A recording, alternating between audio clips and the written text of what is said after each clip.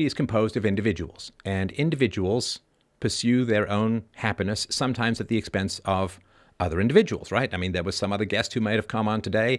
You chose me, which I appreciate. The other guest is quite sad and is probably crying in a corner somewhere. And if somebody's watching your show rather than somebody else's show, that other person is unhappy. There's a lot of win-win in society, but there's an immediate win-lose that goes on. If you try and get a contract as a business person, you get that contract. Everyone else who wanted that contract is kind of unhappy. So if you accept that we're composed of individuals, then there's no such thing as the common good. There's no such thing as the social good that exists abstracted from the happiness of particular individuals. That's why the founding fathers talked about the pursuit of happiness. And by that, they meant each individual should be free to pursue his or her bliss. And there's no collective good that can overcome and undermine our individual pursuit of what we want to do to make us happy. For instance, during the next hour, 20 minutes, hour, 40 minutes, we have a 2-hour conversation.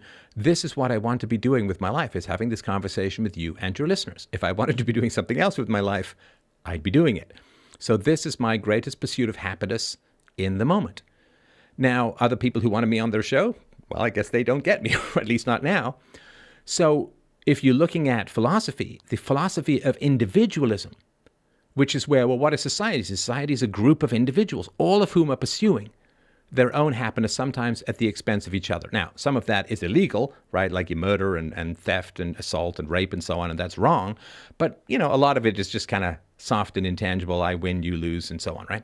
Now, but there's no common good, there's no social good that overrides the freedom for happiness of each individual, right? Now, if you look at censorship, censorship is the idea that if you upset certain groups, certain people, certain others, then you're bad and you should lose your right of free speech, right? It's the concept of hate speech that in every country except America has been formally inscribed into law and so on.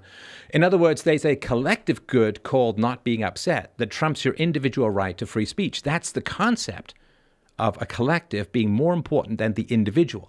Now, in the Aristotelian universe, there's no such thing as a concept that trumps the individual. Like you can't say lizards are cold-blooded and then throw a duck-billed platypus in there that's a mammal and say, well, we're going to throw that in there as well. Because it's like, no, the concept has to be rigorous. It has to be absolute.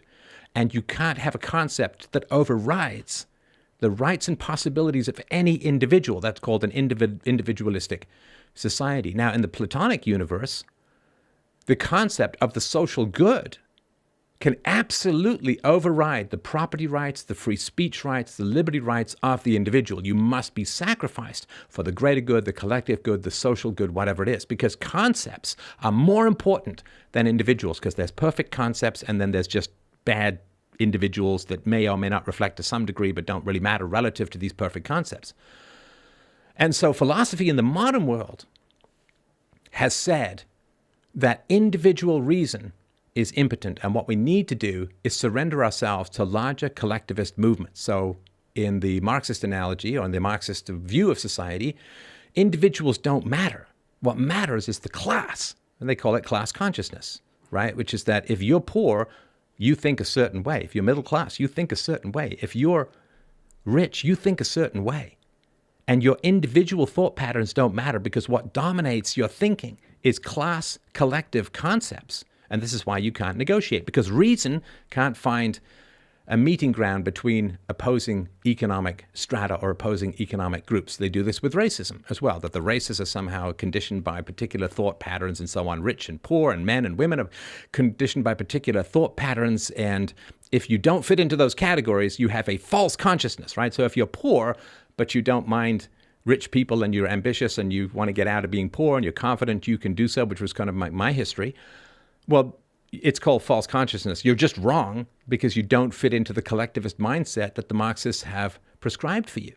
So individual reason, individual thought, objective reality, that is the hallmark of philosophy. That is the great gift that philosophy gives to the world, is for us to reason together, to resolve our disputes.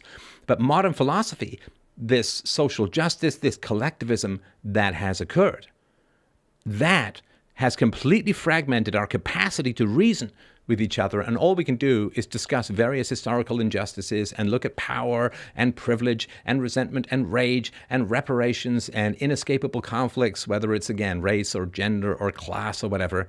And they have destroyed our capacity to reason with each other, and all that's left really now is brute bullying, deplatforming, political power, and the slow decay of civilized conversation. So I believe that philosophy, which used to be an antibody to an illness, has now turned into the most virulent illness in society and has taken down what used to be a methodology of reasonable discussion.